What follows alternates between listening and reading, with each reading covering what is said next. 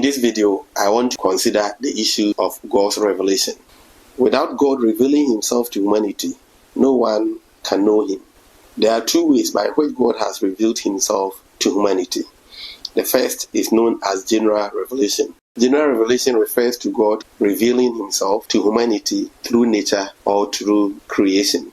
It is the revelation of God to all people of all places at all times through nature, history, and the constitution of the human person. So when we talk about general revelation, it is available to everybody. Everybody who has seen creation before should know that God does exist. And we have Psalm 19 verses 1 and 2 to support this from the Bible. There are other quotations too. Psalm 19 verse 1 to 2 says, "The heavens declare the glory of God. The skies proclaim the work of his hands.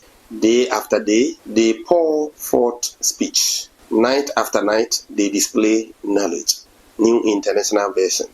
God's existence and power can be seen by observing the universe. And this is what Paul says in Romans chapter 1 verse 20. We can attest to this, that by observing nature, one can reason that God really exists, or there is some supreme being behind creation or nature. Then through the makeup of humanity, through what humanity is made of, that is conscience or intuition. Everybody who has conscience knows that there is God. God has put in humanity the fact that he is, and he is the creator of all things. Before even Christianity reaches a place, it is always clear that people know about God. They know about his existence, and they have different names for God. So various parts of Africa and different parts of the world, there are different names given to God. And these names were given to God before the advent of Christianity. That is general revelation. Even though general revelation is good, it has limitations. The first limitation is that it does not save humanity. General revelation does not lead one to salvation. So, acknowledging that God exists through intuition, through observing nature or creation, does not save humanity. That is why some people will acknowledge that God exists, and yet they are not ready to give their lives to Christ. So, general revelation does not save, or was not intended for the salvation of humanity. Salvation comes through Jesus alone. He is the way, the truth, and the life. No one goes to the Father except through him. So without Jesus Christ, there is no salvation, even though one may acknowledge the existence of God. Another limitation of general revelation is that it has been blurred by the fall of humanity. And so it may lead people to worship creatures rather than God himself, who is the creator. And this is the argument that Paul was making in Romans chapter 1, verse 21 to 23, and in verse 25. That because of the fall, people will look at angels, people will look at ancestors, people will look at other entities, that is lower divinities, and believe that they should be worshipped and begin to worship them. But that is not biblical. That is not Christianity.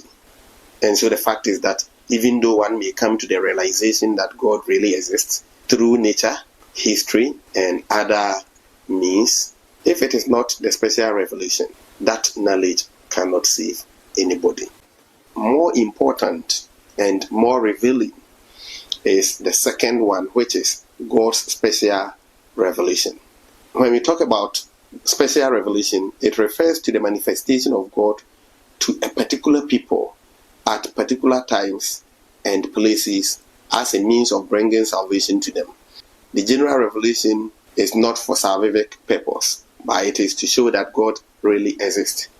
But the kind of revelation that saves, or that is intended to save humanity, is a special revelation.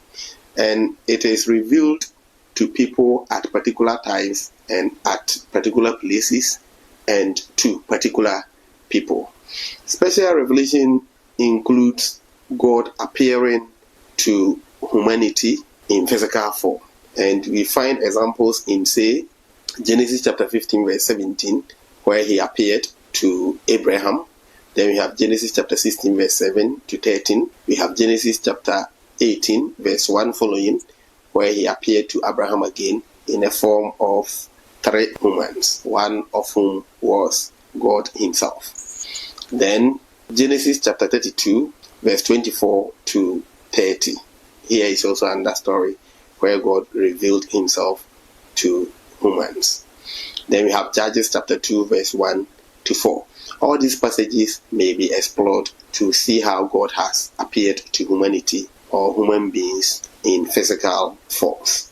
Then special revelation also includes manifestation of God in dreams.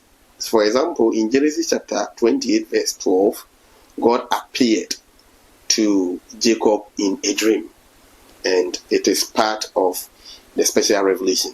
We also have Genesis chapter 37 verse 5 as another example.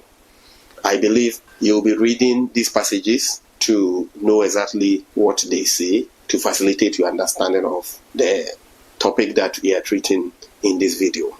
It also comes through visions, and we have examples in Genesis chapter 15 verse 1. We have another example in Ezekiel chapter 8 verse 3 to 4. Then God manifesting himself through miracles is also an example of special revelation. We have Exodus chapter 4 verse 2 to 9 as an example. Then we have God's manifestation through prophets. We have Deuteronomy chapter 18 verse 15 to 22 speaking about this. Then through angels, Daniel chapter 9 verse 20 to 21 and Luke chapter 2 verse 10 to 11. Then through the written word, that is the Bible.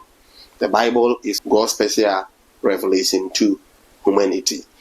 But most importantly and most revealing is God's revelation through Jesus, the Christ of God.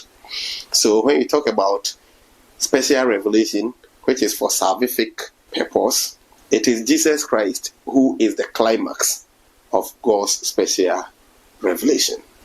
So we have a passage like John chapter 1 verse 1 following, talking about the fact that Jesus really is God, and he is the one who incarnated and lived among human beings. So Jesus, we are told, is the image of the invisible God in Colossians chapter 1 verse 15. So the God that we do not see, Jesus is the image, and this image has to do with the exact representation of the Father's being. Hebrews chapter 1 verse 3 to 4 talks about this issue. Now, general revelation is important. Important in the sense that it helps us to link the special revelation that Christianity presents to us with what we already know. However, it is important to ensure that we do not take things in general revelation that foreshadowed the special revelation to be the reality or what we will follow as a way of worshiping God. I believe that this video has helped you in a way. I will come to you with other videos in the Bible series. Subscribe to the channel. Thank you for watching. May God richly bless you. Bye for now.